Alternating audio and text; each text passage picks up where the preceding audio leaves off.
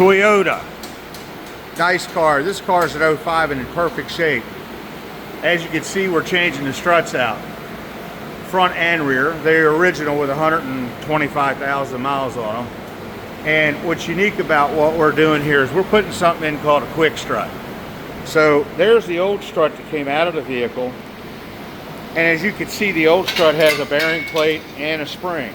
Well, the springs are the same age as the struts, so we're replacing all of it. Strut, the bearing plate, and the spring.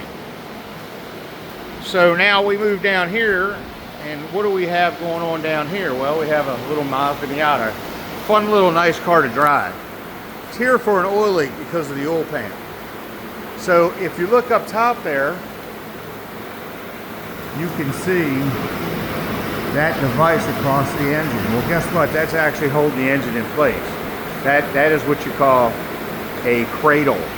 And if you look down here, the whole purpose of the cradle is to support the engine so that you can drop the suspension out of the car to get to the oil pan.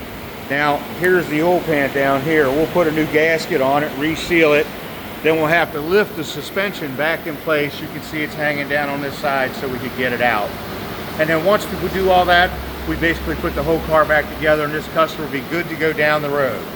So if you need struts, or you have an oil pan leak, or any kind of leak, domestic or foreign car, bring it to Pals. We hope to see you soon to help you solve whatever your problems are. See you soon.